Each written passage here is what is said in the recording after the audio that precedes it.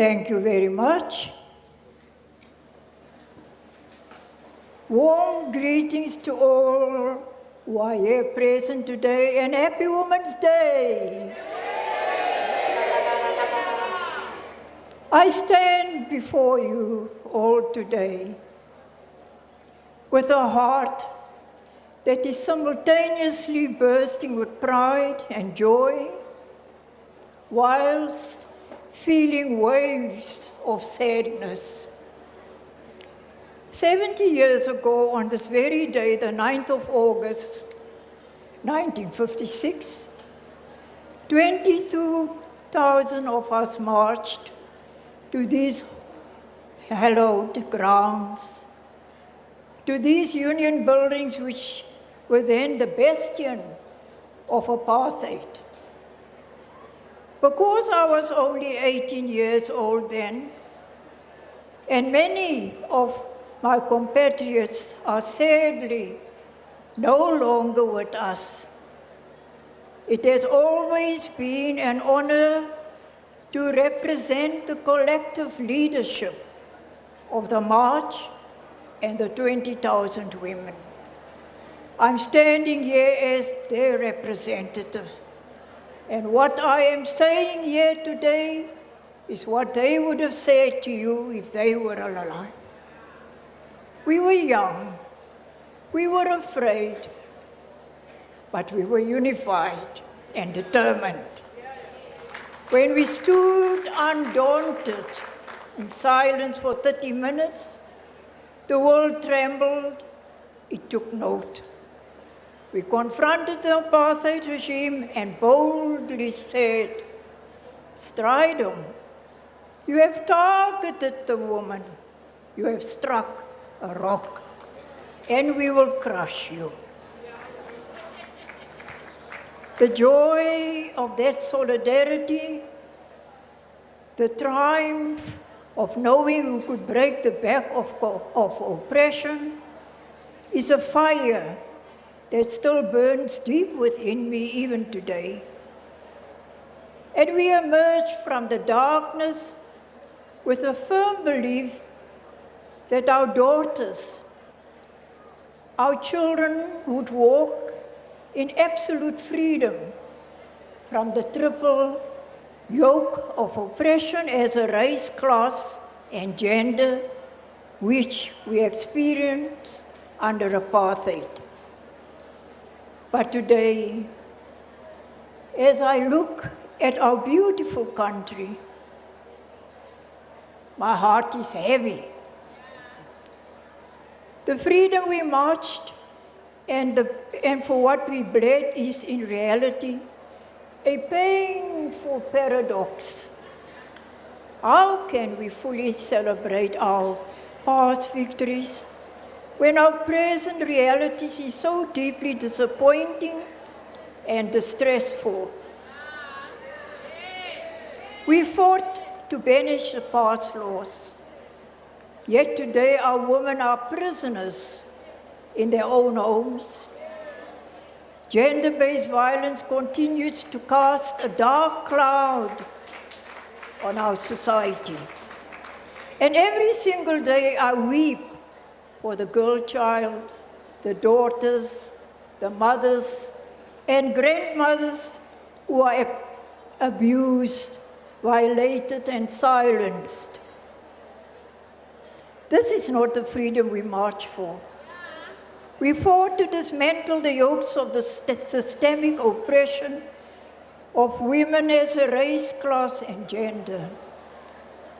Yet today we feel the cruel suffocation of entrenched poverty, lack of clean drinking water, homelessness, and systemic corruption.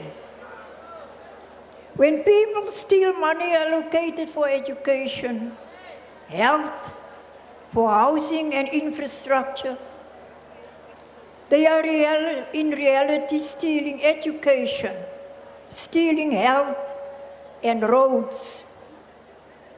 These are real victims of corruption, and furthermore, they are stealing from you and me, who pays our taxes.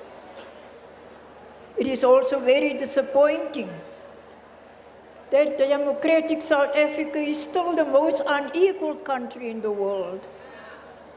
The face of poverty and inequality in our country is mainly black, female, and young. The impact of spatial racial segregation is still deeply entrenched.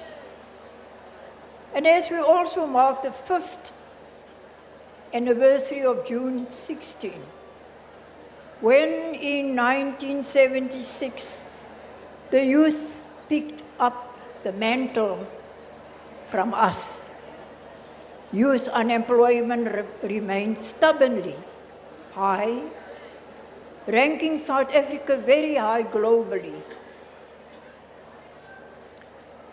And to see the wealth of our nation stolen by people entrusted with power, while ordinary people starve, while our youth face staggering unemployment, is a profound betrayal of the 1956 sacrifices. It sears the heart to witness the ideal of our liberation, for which we gave our youth, our blood was shed and other sacrifices made, is being derailed and wrecked by the staggering greed of a few.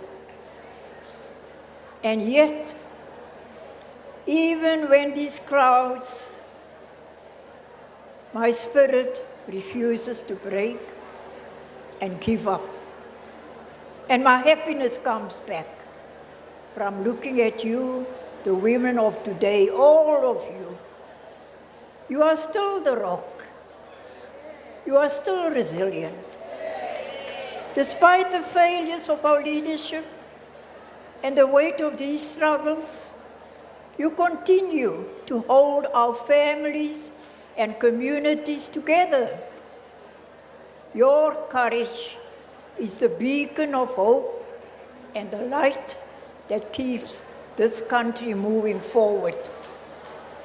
And to the officials, the politicians, the dignitaries that are here today, I challenge you to look into the eyes of women here and see their courage, their determination, their fortitude, their hope, and moral mettle that birthed the democracy. Do not let our sacrifices be in vain. Cleanse your hands of corruption. Protect our women. Feed our children. Have moral compass and backbone. And match the bravery of 1956 with bold, honest, and accountable leadership.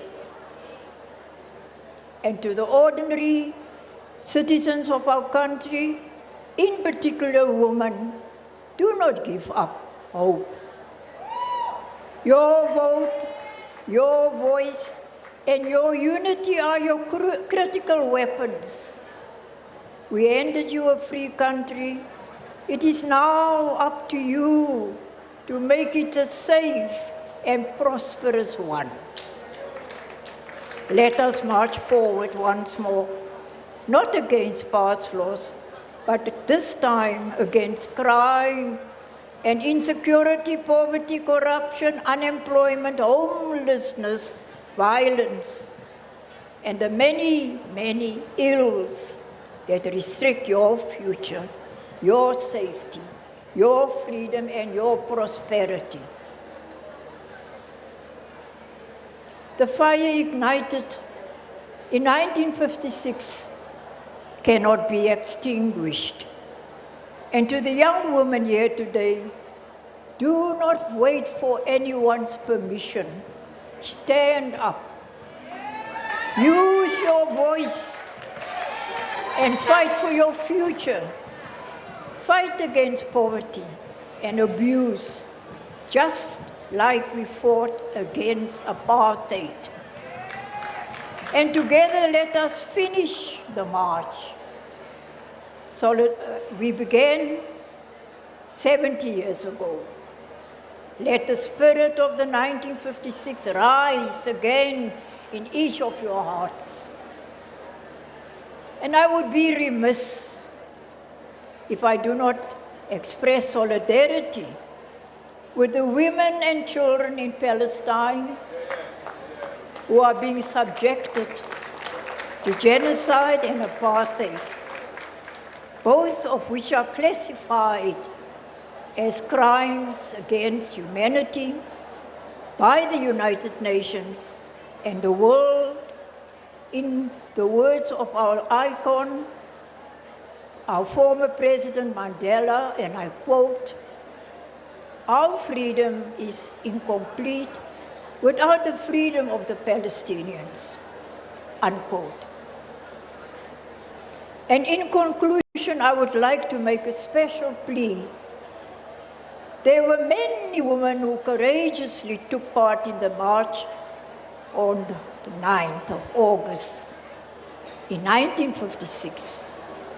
And I think I was alerted about a group that walked in here.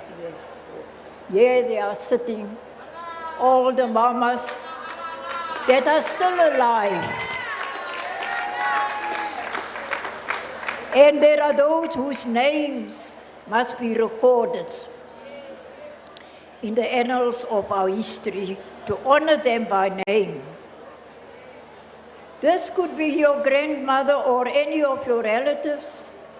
And if you know any of those courageous women, please kindly submit their names to the Ahmed Kathrada Foundation, and we want all of them to be remembered. And we really need to honor our unsung heroines. Thank you very much. Watinti Bafasi, Watinti Bokoto. You strike a woman, you strike a rock, and you will be crushed. Balibongwe. Thank you.